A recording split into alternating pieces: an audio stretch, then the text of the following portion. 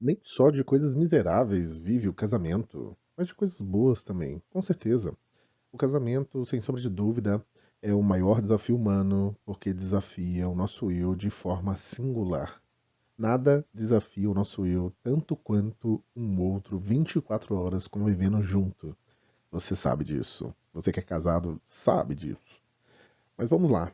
É, Hoje quero trazer para você, então, da insanidade ao ciclo energético, continuando com certeza com Emerson Eggerichs. O Emerson Eggerichs ele vai falar que se existe um ciclo de insanidade onde as pessoas se engalfinham, né? Você já viu essa palavra? Engalfinhar? Né? Nem sei se estou falando certo, mas enfim. Então, se há um momento onde as pessoas se conflitam, se machucam, se destroem com palavras, há também um momento onde as pessoas compartilham algo que gera energia. Não estou falando de energético, de campo energético. Eu estou falando energético de estimular, de gerar energia, de gerar ânimo. E aí, olha só que bonitinho, né?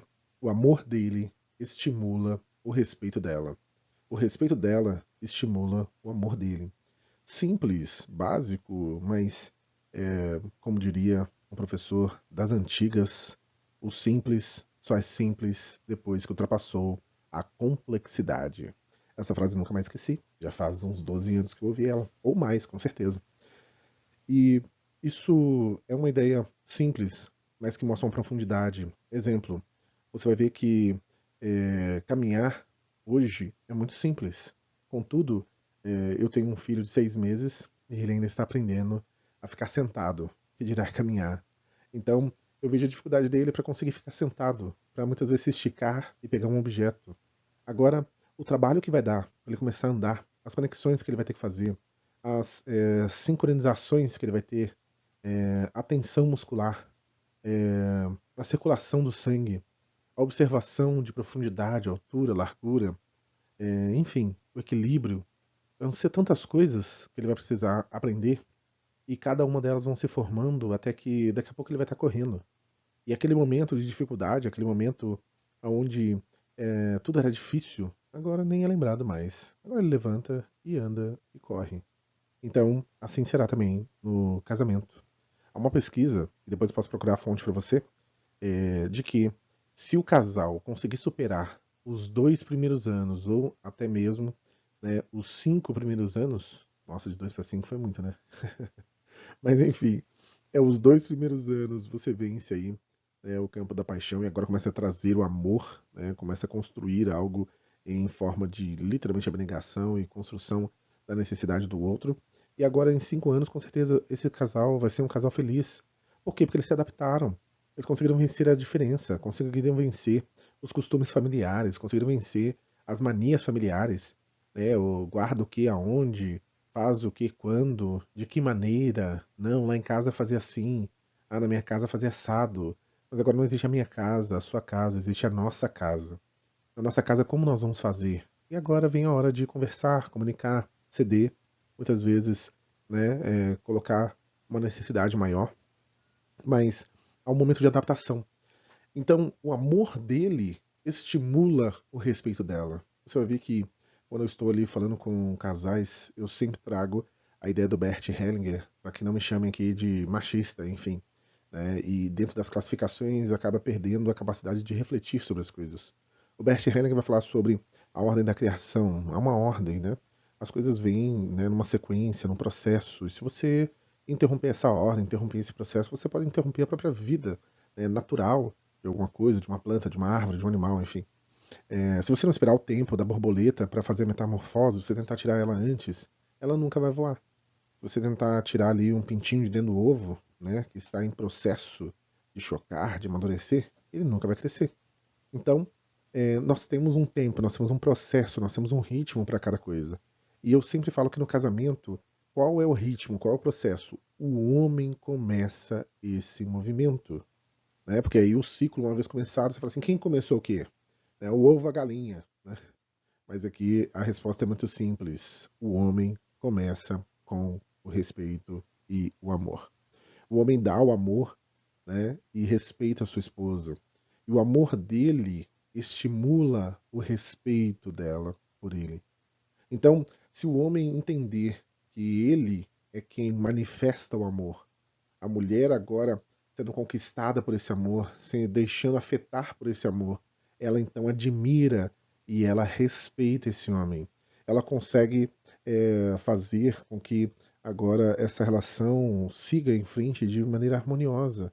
Muito da harmonia do casamento depende da mulher, mas o pontapé inicial para que isso comece a acontecer depende de um homem forte, um homem que saiba o que ele quer, saiba pelo que ele está brigando, saiba pelo que ele está lutando. E quantos homens já não sabem mais o seu objetivo dentro da sua família, dentro da sua casa? Com várias ideias ideológicas aí sobre vários pontos, embora tentem colocar algumas ressalvas lá no Bert Hellinger, né, falando do tempo que ele escreveu, mas ele não está falando de um tempo moderno, pós-moderno, medieval. Ele está falando como ele vê a estrutura no funcionamento ontológico, ou seja, é assim que é. É assim que sempre foi. Por que nós estamos tentando distorcer isso como se isso fosse mal? Pelo contrário, o que foi mal é justamente o homem não assumir mais o seu papel de alguém que quer defender, né, a sua casa, a sua esposa, os seus filhos. Um homem que tem esse sentimento não de posse para fazer e desfazer, mas um sentimento de posse, de responsabilidade. Eu sou responsável por essa mulher e por essa família.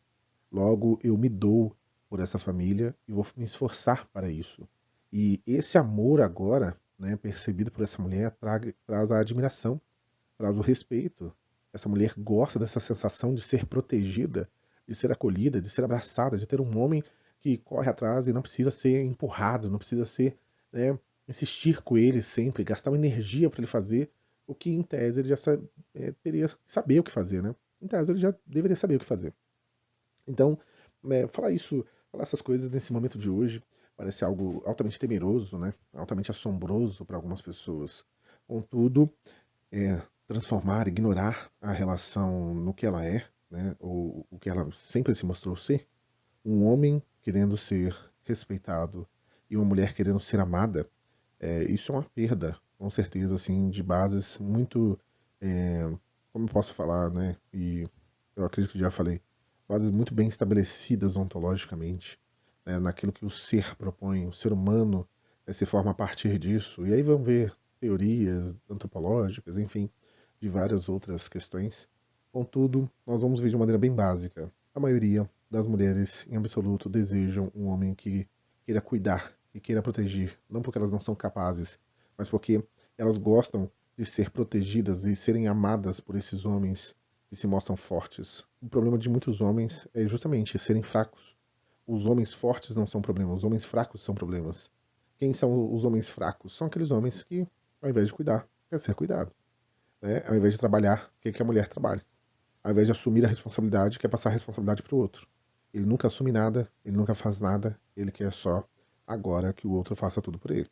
E com certeza, um casamento entre um homem e uma mulher, da qual o homem se posicione dessa maneira, ele não vai durar muito. Ou senão, ele não vai ter como base a admiração, a fidelidade, inclusive, né, dessa mulher para com esse homem. Então, digo isso com muita cautela, em certa medida, mas tentando mostrar que, basicamente, o homem começa o movimento do amor e a mulher mantém esse amor, né, se sentindo amada, respeitando o seu marido. E isso é um estímulo do ciclo energético de Emerson Emerich. E com certeza, se você parar para pensar, se você colocar isso aqui em prática, se você perceber a importância